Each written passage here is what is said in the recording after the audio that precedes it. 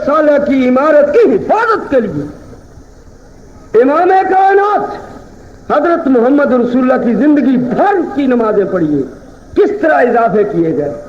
क्या वे देखिए ओ भाई को वक्त ही खा ले मैं अच्छा हाँ जिंदगी भर की नमाजें और किस तरह मुंह तरफ खाने का बेदी पीछे ऐसे इमाम दे नऊज़ बिल्लाह मिन ज़ालिका फर्ज और फर्ज भी नहीं बोलना आंदा फर्ज अल्लाह दे तो सुनता रसूल दे पिछे ऐसे इमाम दे जेड़ा पंजाबी हो पंजाबी च पढ़े, जेड़ा उर्दू है उर्दू च पढ़े, जेड़ा उर्दू खाए, जेड़ा पश्तो बोलने वाला है वो पश्तो च पढ़े, जेड़ा सुरैकी वाला है वो सुरैकी च लफ्ज कवे, जेड़ा इंग्लिश मैन है वो अंग्रेजी च पढ़े। अल्लाह अकबर तो लाके अस्सलाम वालेकुम रहमतुल्लाह तक रहमतुल्लाह तक कोई लफ्ज गैर अरबी है, लेकिन हनफी नमाज की इब्तिदा होती गैर अरबी से सवा अरबियों की, और जो अरबी है वो ये इब्तिदा करते नहीं। मुझे याद आया मुल्ला अली कारी हनफी मिशकात के सारे इन्नमल अमालु बिन्नियात की हदीस की वजाहत करते हुए उन्होंने अपनी रिसर्च पेश की। कहते हैं मैंने हिसाब लगाया रियाजी के कवायद को सामने रख के तो इमाम कायनात हजरत मोहम्मद रसूलुल्लाह सल्लल्लाहु अलैहि वसल्लम की जिंदगी भर की 30,000 नमाजें बनती और फरमाते हैं कोई मुवाफिक, कोई मुखालिफ, कोई शाफी, कोई मालिकी, कोई हम्बली, कोई हनफी ऐसा माने नहीं देना जिसने हजरत की 30,000 नमाजों में से किसी एक नमाज के बारे में लिखा हो कि वो नमाज शुरू करते वक्त यूं फरमाया करते थे मुंह तरफ खाने काबे की फर्ज अल्लाह के सुनते रसूल की, फरमाते 30,000 नमाजों में से कोई एक नमाज साबित नहीं होती। ये कौन लिखते हैं? शाहिदुल मिन अहलिहा, ये बहुत बड़े चोटी के हनफी अकाबर में से हनफी इमाम है जिन्होंने मिशकात जैसी अजीम हदीस की किताब की अरबी में 10 जिल्दों में शरह लिखी। अल्लाह अकबर भाइयों दोस्तों, की गल है भाई खामोशी से बैठो, बरखुरदा तुम सबक लेने के लिए आए। उस्ताद मोती बखेर रहा हो और लड़का अपनी तवज्जुहात का मरकज उस्ताद के चेहरे को न बनाए और उस्ताद की आंख में आंख डालकर न देखे तो वो बिखरने वाले मोती जाया हो जाते हैं, उसकी झोली में नहीं आते। इसलिए तवज्जो से बात सुनो और 10 दिन मुहर्रम के रोजाना तकरीरें और महफिल जिक्र की महफिलें होती रही। 12 दिन रबीउल अव्वल के तकरीरें जलसे होते रहे, बड़ा कुछ होता रहा, लेकिन अल्लाह की कसम वो सामीन जैसे जहल आते रहे वैसे ही जहल जाते रहे। एक ही बात पूछ लेते जाकिरीन से कि मौलाना साहब, जाकिर साहब ये बताइए कि तुमने कायनात की औलाद, कायनात की दौलत खानवादा नबूवत की जेब में डाल दी है कि जाने या मौला, जाने अली। कभी बच्चों को देखा, दफातर को देखा, दुकानों को देखा, जाने या मौला कि जो कायनात की चीजें उन्हीं के इख्तियार में। हर मुकर्रर ने ये बात कही और साथ ही इसके उल्ट इसकी तरदीद की कि पूरी कायनात से बढ़ करके मजलूम है तो वो हजरत अली। सुनते, तवज्जो से बैठते, कहते जाकिर साहब एक म्यान में 2 तलवारें नहीं आया करती, ये तुम्हारी 2 उल्ट बातें हैं। एक बात सही हो सकती है, दोनों बातें आपकी सही नहीं हो सकती। तो पहले दिन, पहली महफिल, पहली मजलिस, पहली तकरीर पर ही बहुत तश्तज़ बंद हो जाती, लेकिन ना सोचने की वजह से 10 दिन की नींद ज़ाया की गई 10 दिन दौलत ज़ाया की गई, 10 दिन की समय खराशी से कोई एक पैसे का फायदा भी न सामीन को पहुंचा। और यही हाल 12 दिनों का रहा। मैं अहले हदीसों तुम्हें मुतवज्जे होकर कहता हूं कि तुम्हारा टाइम, तुम्हारा वक्त अल्लाह की कसम बड़ा कीमती वक्त है। और देखो उस तालिब इल्म पर उस्तादों को अफसोस होता है जो अपने वक्त का एहसास रखता है। कभी आवारा बच्चों पर भी अफसोस हुआ। अब किन बच्चों पर उस्तादों को अफसोस होता है? सदमा लायक होता है उन बच्चों पर, उन तालिब इल्मों के वक्त के ज़ाया करने पर जो तालिब इल्म एहसास रखते हैं इल्म। और जो आवारा है उनकी किसी को फिक्र आ दिंदे रहो जी नाल दी नाल। मैं तो बिस्मिल्लाह ही नहीं पढ़ी तो हुणे ही पांडा जी रुके अंदर। भाइयों और दोस्तों, वक्त इजाजत नहीं देता कि पूरी नमाज नबवी का खाका और सूरत और हुलिया तुम्हारे सामने रखूं। नमाज के चंद अहम बात जो तुम्हारे बास तमीज में आते रहते हैं और मारकातुल आरा बने रहते हैं, उनके बारे में कदरे निशानदेही करता हूं। भाइयों, इमाम कायनात हजरत मोहम्मद रसूलुल्लाह की जिंदगी की 30,000 नमाजें, जिसका हिसाब मुल्ला अली कारी हनफी रहमतुल्लाह अलैह ने किया, उनमें से अल्लाह की कसम खा के कहता हूं एक नमाज और कोई एक रकत इमाम कायनात ने बगैर फातिहा के नहीं की। और हुक्म क्या है कि सल्लू कमा रहा है तो मुनी, उस तरह नमाज पढ़ो जैसे मुझे नमाज पढ़ते हुए देखते हो। और मोहम्मद रसूलुल्लाह ने जब जिंदगी भर की नमाजों में से कोई नमाज और कोई रकत बगैर फातिहा के नहीं पढ़ी, और तुम बगैर फातिहा के फर्जी नमाजें पढ़ते फिरो इमाम के पीछे, तो तुम्हारी नमाजें बिला फातिहा वो नमाजें नबवी होंगी। अगर नमाजें नबवी नहीं होंगी और नहीं करा सकेंगी तो उस नमाज का अल्लाह की बारगाह में मच्छर के पर के बराबर भी कदर नहीं। तभी फरमाया ला सलाता लिमन लम यकरा बिफातिहातिल किताबे, किसी की कोई नमाज, किसी की कोई रकत फातिहा पढ़े बगैर नहीं हो सकती, खा वो इमाम हो, खा वो मुक्तदी हो, खा वो मुनफरिद हो। और ये वो माना है जो हनफी मसलक के इस वक्त के तर्जमान और वकील मौलाना सरफराज गखड़वी ने अपनी किताब आसनुल कलाम में किया। और ये बदनसीबी है और बदकिस्मती है कि हनफी मसलक बिल्कुल इस हदीस के उल्ट। इस हदीस का माना क्या है? कोई नमाज और कोई रकत बगैर फातिहा के नहीं है। मैं रकत का तर्जुमा क्यों करता हूं? हिदाया उठा के देखिए, 2 मकामात पर साहब हिदाया ने लिखा है कि रकातुन सलातुन, एक रकत पूरी नमाज होती है। अदरो गोरा अफजा। और जहां इमाम शाफी ने ये बात कही थी ना कि हर रकत में फातिहा पढ़नी फर्ज है, कहते हैं नहीं नहीं, हर रकत में फातिहा पढ़नी जरूरी नहीं है, एक रकत में जरूरी है, दूसरी रकत चूंकि उसके मुशाबे है लिहाजा दूसरी में भी पढ़ी जाए, तीसरी चौथी में बिल्कुल इमाम भी ना पढ़े और अकेला भी ना पढ़े, वो खामोशी से खड़ा रहे या सुभान अल्लाह अल्हम्दुलिल्लाह पढ़ ले या कोई आयत पढ़ ले या चुपचाप फातिहा पढ़ने के बराबर वक्त में खड़ा रहे, उसकी वो दोनों रकतें हो जाए। अला वजह बसीरत कहते इमाम कायनात की कोई ऐसी नमाज है?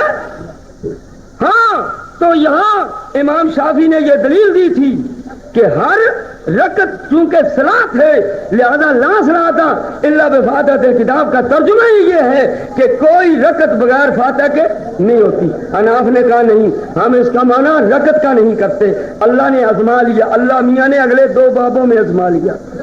क्या कहा? कुल्लो रकातिन सलातुन, एक रकत पूरी नमाज होती है। और जब एक रकत पूरी नमाज हुई तो आप बताइए ला सलाता का क्या माना? हिदायत की आयत लगा के क्या माना? क्यों मौलाना समदानी? हिदायत की आयत लगाओ, माना यह बनेगा कि कोई रकत बगैर फातिहा के नहीं हो। और हनफी मसलक क्या है कि अदना मा तुझ देओ आयतुन, हिदाया कुदूरी शरा वकाया वगैरह वगैरह के कम अज कम कुरान की कोई एक आयत वो भी पहली रकत और दूसरी में पढ़ ले तो नमाज हो जाएगी। اب کہا یہ جاتا ہے کہ یہ بخاری کی حدیث چونکہ امام اور اکیلے کے ساتھ لگتی ہے، اس کا معنی ہے کہ مقتدی کے ساتھ یہ نہیں لگتی، لیکن مسلک کیا ہے کہ امام کی بھی بغیر فاتحہ کے ہو جاتی ہے اور اکیلے کی بھی بغیر فاتحہ کے ہاں سجدہ صاحب پڑے گا، نماز ہو جائے گی بغیر فاتحہ کے جب ایک آیت پڑھ لے گا ہدایت کی عبارت وَأَدْنَىٰ مَا تُجْدُ بِالصَّلَاةِ رَكَعَتٌ آیَةٌ. تو جب حنفی مسلک یہ ہے کہ ہر نماز ہر رکعت خواہ پڑھنے والا امام ہو خواہ منفرد ہو خواہ مقتدی ہو بغیر فاتحہ کے ہو جائے گی، اور بخاری کی حدیث کیا ہے کہ کسی کی کوئی نماز کوئی رکعت بغیر فاتحہ کے نہیں ہوگی. تو میں آپ سے پوچھتا ہوں فتوے لگانا ہمارے اسٹیج کا کام نہیں ہے، ہمارے مقاصد میں نہیں ہے، البتہ افہام تفہیم ہمارے مقاصد میں سے ہے. آپ یہ فرمائیں کہ یہ بخاری اور سپریم کورٹ کی حدیث کا انکار نہیں تو اور کیا؟ بات سمجھ میں آتی ہے؟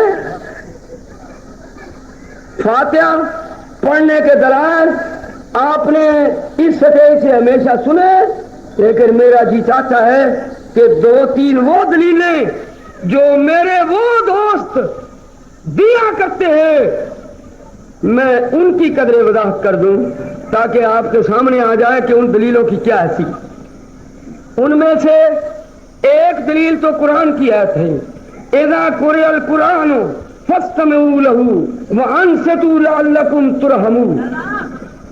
اس آیت کے ہمارے ہاں 10 جوابات ہیں کہ یہاں نہیں لگتی، مگر ایک ہی آپ کو وہ جواب دیتا ہوں جو میرے حنفی دوستوں نے بتایا ہے، اور اس کو جیب میں ڈال لو وہ وقت ضرورت کام آئے گا.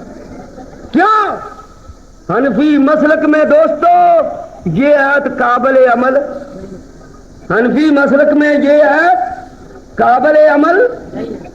جو حنفی مولوی امام کے پیچھے فاتحہ نہ پڑھنے کے لیے بطور دلیل کے یہ آیت پیش کرتا ہے انہیں کہیے مولوی صاحب حنفی مذہب سے توبہ طیب ہو جاؤ پھر یہ آیت پیش کریے. حنفی رہ کے یہ آیت پیش کرے یہ حنفی مذہب سے غداری ہے، حنفی مذہب سے بددیانتی اور خیانت کا ارتکاب. حنفی مذہب میں یہ آیت قابل عمل. اب کتابوں کے حوالے دینا چاہوں، جتنی اصول فقہ کی کتابیں سب میں موجود، اور نور الانوار میں، توضیح تلویح میں، اسامی میں، اصول شاسی میں، ان کے حواسی میں، ان کے شروع میں واضح طور پر موجود. اب پھاڑ لو جی وصول کیتی ہو، میں ذرا متوجہ ہوں نا رکھ عمل میں. ہاں جی تو ایک ہی جواب، وقت نہیں ہے، ایک ہی جواب دیتا ہوں کہ یہ حنفی مذہب میں قابل عمل نہیں ہے. حنفی مولوی کو اخلاقی جرأت کا ثبوت دینا چاہیے، اس کو عوام کو دھوکے میں نہیں رکھنا چاہیے. یہ حق کے. نمبر 2 حدیث پڑھی جاتی ہے من کان له امام فقراءۃ الامام له قراءۃ. جس کا امام ہے امام کی قراءت مقتدی کی قراءت. میں آپ سے پوچھتا ہوں ہمارا جھگڑا قراءت کا ہے کہ فاتحہ کا؟ ہمارا جھگڑا قراءت کا ہے کہ فاتحہ کا؟ فاتحہ خاص ہے اور قراءت عام ہے.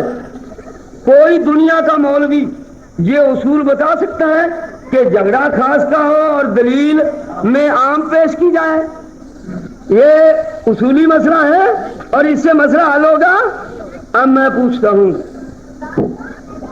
ایک مولوی مشتاق ہے ملتان کے کسی دیہات کا رہنے والا فرض کرو، اس کا 10 ایکڑ رقبہ ہے، رائی ناطے سے مشتاق نامی دوسرا رائی ناطے سے اس کے 10 ایکڑوں پر قبضہ کرنا چاہے تو پھر حنفی صاحب کو تو نہیں روکنا چاہیے.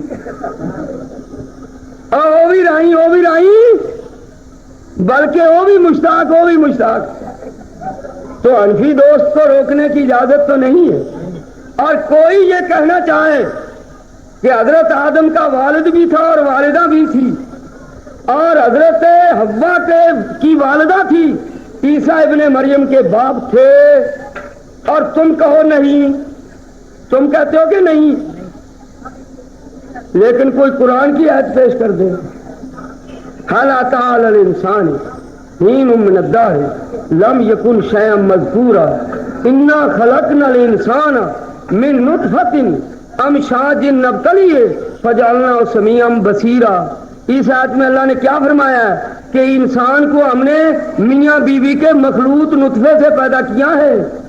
تو بابا جی انسان نہیں، اماں ابا انسان نہیں، اور حضرت عیسیٰ ابن مریم انسان نہیں، تو پھر یہ قرآن کی آیت پر طور دلیل کے پیش کی گئی اور آپ نہ مانے، کیوں؟ آپ یہ کہہ کے گلو خلاصی کرا گئے کہ حضرت جی یہ تو انسانی اصول کے خلاف ہے، خاص مسئلے کے لیے خاص چیز دلیل بنا کرتی ہے، عام دلیل ہے، اور قرآن کی آیت عام، آپ نے اس کو مسترد کر دیا۔ اور من کان لہ امام فقرات امام لہ قرات، اس میں تو فاتحہ کا نام و نشان بھی نہیں ہے، ہاں؟ اور اس میں وہی مسئلہ ہے جو پوری امت کا متفقہ مسئلہ ہے، اور یہ کسی سند کے ساتھ بھی حدیث صحیح نہیں۔ ایک روایت پیش کیا کرتے، اور پھر میں دوسرے لفظوں میں کہوں گا کہ انہیں کہیے حضرت جی وہ حدیث تو پیش کرو جس پر تم ایمان لائے ہو، تم تو اس پر بے ایمان ہو، اب تمہارا تو اس حدیث پر ایمان ہی نہیں ہے۔ یہ قوم کے جذبات سے کھیلا نہیں جا رہا کہ جس پر ایمان نہیں ہے اس روایت کو بطور دلیل کے پیش کیا جا رہا ہے اور خلاف اصول پیش کیا جا رہا ہے۔ حنفی مسلک کیا ہے کہ بدنی عبادت میں نیابت جائز ہے؟ جاؤ ہدایہ پڑھ کے دیکھو، کتاب الحج باب الحج عن الغیر۔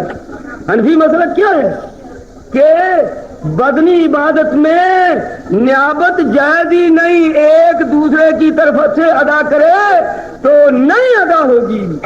یہ کیا ہے؟ حنفی مذہب ہے، حنفی مسلک ہے، ہدایہ موجود ہے۔ میں آپ سے پوچھتا ہوں فاتحہ پڑھنا یہ بدنی عبادت ہے کہ مالی؟ بدنی۔ ہاں، اور فاتحہ پڑھنا کون سی عبادت ہے؟ یہ بدنی عبادت ہے۔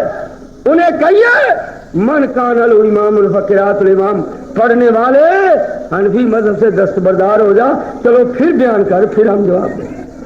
یہ تو حنفی مذہب سے بھی بددیانتی ہے اور خیانت، جبکہ حنفی مسلک یہ ہے کہ بدنی عبادت میں کوئی دوسرے کی طرف سے وہ ادا نہیں کر سکتا، تو یہ امام مقتدی کی طرف سے ادا کر رہے ہیں، فرض کفایہ علیحدہ ہوتا ہے۔ اللہ اکبر کبیر۔ اس واسطے اس روایت کو بھی بطور دلیل کے پیش کرنا انصاف اور عدل کے خون کرنے کے مترادف۔ اور لو جی ہمارے مولویوں کو الحمدللہ ان کو تو ایک ایک فکر آ گیا، اور امام مسلم نے اس کی وضاحت کر دی کیا؟ اور تیسری سند سے کہا فزادہ مامر سائدن، اور یہ لفظ مسلم میں ہے، میرے فن سے حدیث پڑھو پتہ چلے گا حدیث کا۔ زیادہ مامر فسائدن، وہ روایت یہ ہے کہ کسی کی نماز بغیر فاتحہ کے نہیں ہوتی پس زائد کے۔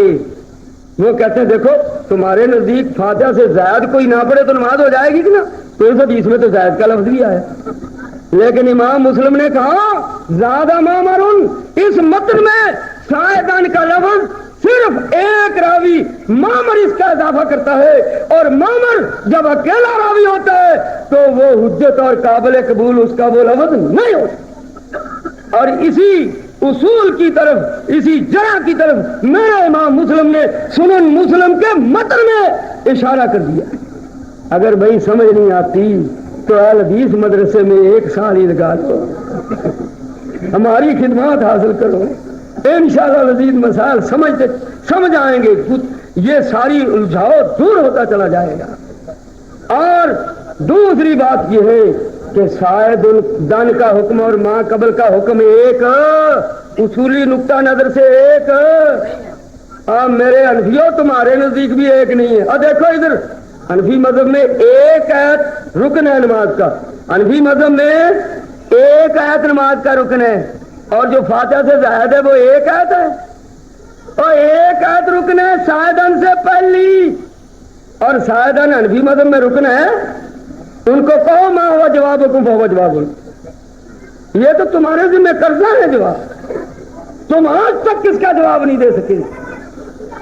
ہمارے نزدیک صرف نماز کا رکن فاتحہ ہے، باقی قرآن کی کوئی آیت کوئی سورت نماز کا رکن نہیں ہے۔ امام کائنات نے ان کے چچیرے بھائی ان کے شاگرد حدیث بیان کرتے ہیں کہ رسول اللہ صلی اللہ علیہ وسلم نے ایک دفعہ 2 رکعتیں نماز پڑھی اور فرمایا صرف فاتحہ پڑھی، پہلی رکعت میں بھی صرف فاتحہ، دوسری میں بھی صرف فاتحہ۔ اور یاد رکھو اب رفع دین کا مسئلہ درمیان میں رہ گیا، اس کے متعلق ایک روایت پیش کر دیتا ہوں، بس انشاءاللہ بات سمجھ میں آ جائے۔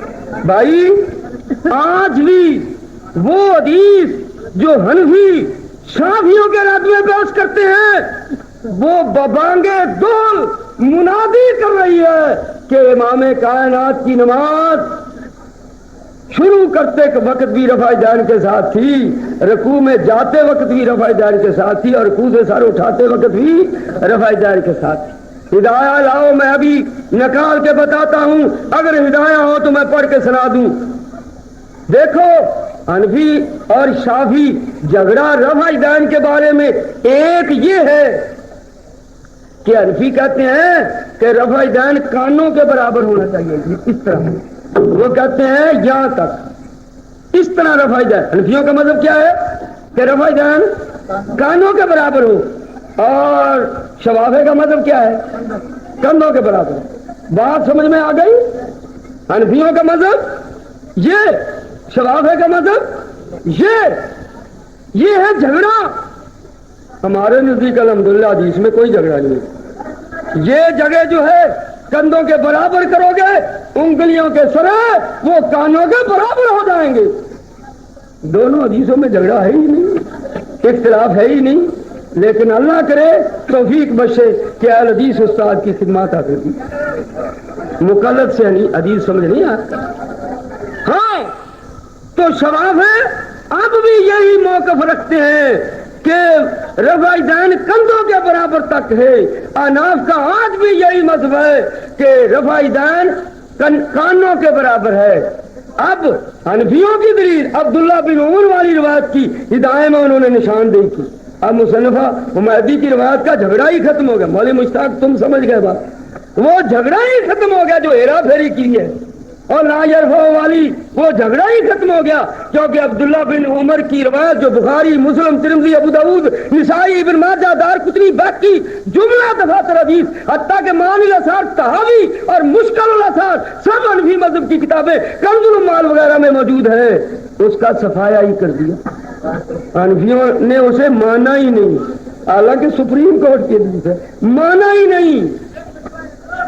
اور ان کے مقابلے میں احناف نے کون سی روایت پیش کی ہے، اور اپنی سب سے بڑی چوٹی کی کتاب ہدایہ میں اس کا نام لیا ہے، وہ وائل بن حجر کی روایت۔ وہ کون سی روایت ہے؟ وائل بن حجر کی، اور حضرت انس کی، اور حضرت براء کی، نام لیا ہے، نشاندہی کی ہے۔ متن میں وہ سارا متن لکھا نہیں، حاشیے میں حنفی محشی نے اور شارحین حنفیہ نے، اور علامہ بدر الدین عینی نے بخاری کی شرح عمدۃ القاری میں یہ حدیث جو آج بھی شافعیوں کے خلاف حنفیوں کی دلیل ہے، اس کا متن یہ بیان کیا ہے کہ وائل بن حجر کہتے ہیں کہ میں رسول اللہ کے پیچھے نماز پڑھی، حضرت کے فوت ہونے کے قریب کا واقعہ ہے، تو آپ، سردیوں کا موسم تھا، آپ اور آپ کے صحابہ اپنے کمبلوں اور چادروں سے ہاتھ نکال کر کے رفع دین نیت باندھتے وقت کرتے تھے، اور جب رکوع جاتے تھے اپنے کپڑوں سے ہاتھ نکال کے رفع دین کرتے تھے، اور جب رکوع سے سر اٹھاتے تھے اپنے کپڑوں سے ہاتھ نکال کے رفع دین کرتے۔ حنفی بھائیوں، دیانتداری کا تقاضا ہے، امانت کا تقاضا ہے، یا تو اس روایت صحیحہ کو جو ہدایت کے حواشی میں، ہدایت میں، عمدۃ القاری میں، شروحات حنفیہ میں آج بھی لکھی ہوئی موجود ہے، اسے چاٹ دو، مٹا دو، اور اپنا دعویٰ सवाल है कि मुकाबले में छोड़ दो, उससे दस्तबरदार हो जाओ और या आज के बाद तीनों मकामात में रफ़ाइदान करना शुरू कर। जिम्मेदारी से कहता हूं, अला वजिल बसीरत कहता हूं, उधार करने की जरूरत नहीं है। और यार वक्त बड़ा हुआ, अब मैं रुकों को देखता हूं और मुख्तसर भाई दो हरफी जवाब आएगा, टाइम नहीं है, मैं अपने साथियों का टाइम लगा। मसला ये है कि मजमून खुश्क और लंबा दिया जाता है और वक्त मुख्तसर होता है। और ये कौन की बदकिस्मती है कि वो मौलवी जो ठेकेदार आवाज नहीं रखता। खुशी लानी अल्लाह की नेमत है, अल्लाह मेरे अजीजों को इससे भी ज्यादा दे।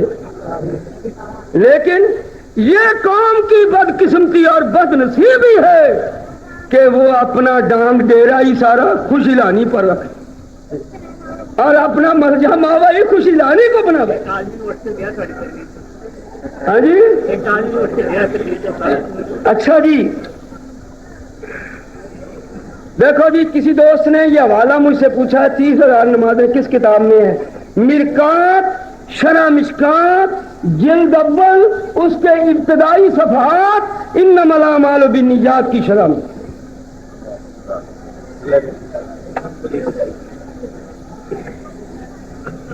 अहले हदीस का नुक्ता नजर यह है कि इमाम की नमाज पर मुक्तदी की नमाज मौकूफ नहीं है। वो इमाम जिसका अकीदा नहीं है उसकी अपनी नमाज होती ही नहीं, इसलिए उसके पीछे अहले हदीस की नमाज नहीं होती। और जिसका अकीदा दुरुस्त है, वो देवबंदी हो, वो गैर बंदी हो, कभी कभार उसके पीछे नमाज पढ़ी जा सकती है, उसको मुस्तकिल इमाम बनाना जायज नहीं है।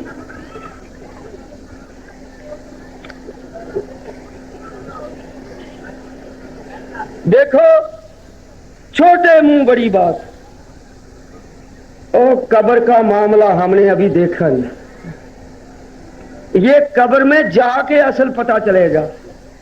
और टामटोइयां मारना ये हमारा वतीरा नहीं। हम तो उतनी बात ही बता सकते हैं जितनी हदीस शरीफ में आई है। बातन के लिए और काफिर मुनाफिक मुजरम के लिए कब्र का अजाब बरहक है, उसकी नौयत मेरा अल्लाह जानता है। अब मेरे लिए टाइम नहीं है कि इस पर ज्यादा बात करूं, मजबूरी है मेरी। फर्ज नमाज के बाद दुआ मांगा, इतना ही तो। देखो भाई, हमारे हदीस में भी फर्जों के बाद इज्तिमाई दुआ के बारे में इफरात और तफरीत पाया जाता है। देखो